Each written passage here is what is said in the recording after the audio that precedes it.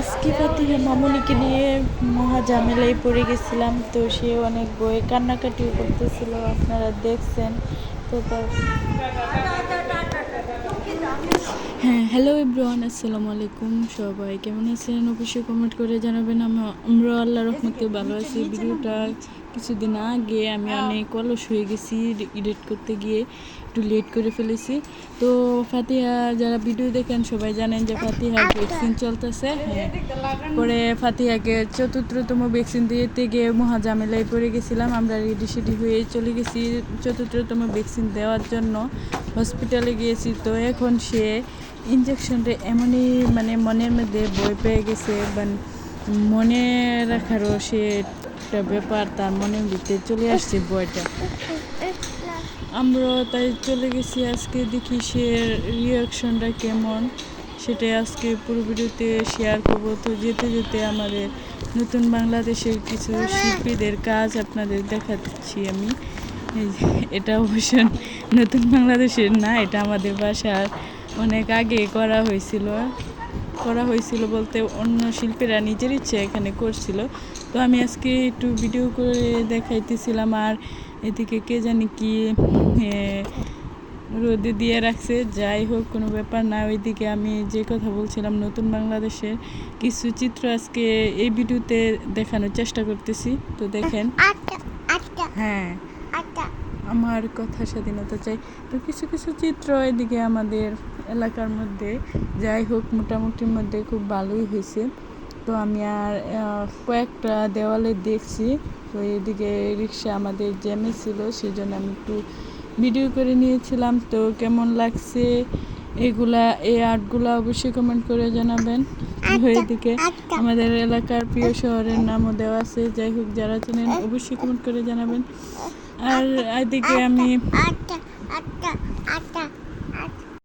যাই হোক আর্টগুলো কেমন হয়েছে অবশ্যই কমেন্ট করে জানাবেন। আর হয়তো অন্যদিকে আরও ভালো ভালো আর্ট করা, যাই হোক যেমন যারা পারছে তারা আঁকছে, ধন্যবাদ সবাইকে। এদিকে আরও আছে।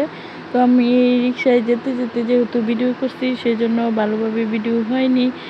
তো এদিকে অনেকে মুগ্ধ, অনেকে ছবি টুবি আঁকা, যাই হোক আমার কাছে ভালোই লাগছিলো, আমি একটু একটু করে ভিডিও করতেছিলাম। আর এদিকে আমরা যেতে যেতে আমি আর একটু ভিডিও করতেছি। আকাশটা অনেক সুন্দর, এদিকে একটা গাছও অনেকগুলা কি জানি গোলাপ ফুলটা, সেটাও আমি ভিডিও করে নিতেছিলাম।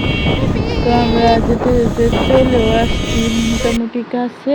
আর এইদিকে দেখেন আমরা স্বাস্থ্য কমপ্লেক্সে আসার পরে তাকে গেটে নামাইছি। আগে আমরা প্ল্যান করেছিলাম যে আজকে যেহেতু অন্য তাকে সরাসরি আগে রুমের ভিতরে নিব না, যেহেতু ইমার্জেন্সিতে তাকে ভ্যাকসিনটা দেওয়া হয়, তো নিব না। ইঞ্জেকশনটা খুলে ডাক্তার রেডি করে তারপরে শুধু নিব আর ইঞ্জেকশন দিয়ে নিয়ে আসবো।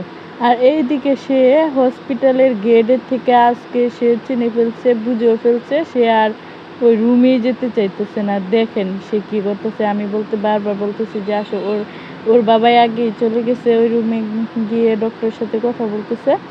আর সে এই জায়গায় থেকে আর নড়াচড়া করতেছে না। সে যতই বলতেছি সে না করতেছে, সে যাবি না। তারপর জোর টুর করে নিয়ে গেছি। ওইখানে যাওয়ার শুরু থেকে সে অনেক কান্না করতেছিল, তা দেখে আমার খুবই কষ্ট লাগতেছিল। সবাই ফাতিহার জন্য দোয়া করবেন, মাশাআল্লাহ করে বলে দিবেন। দেখেন কেমন করে সে আগেই কান্না করতেছিল। তারপরে তাকে আজকের মতো কোনো দিন ইঞ্জেকশন এভাবে দেওয়া হয় না। এই ইঞ্জেকশনটা সে কান্না করতেছিল। ওই মহিলাটা ডক্টরটা ভালো করে দিতেও পারেনি, লাড়া লেগে সুইটা উপরে চলে আসছে। পরে আবার আর একটা গাওয়া দিছে, দুইটা সুই একসাথে নিতে হয়েছিল একটা ইঞ্জেকশনই। তো এই দেখেন কেমন করে সে কান্না করতেছিল, আমার খুবই কষ্ট লাগতেছিল।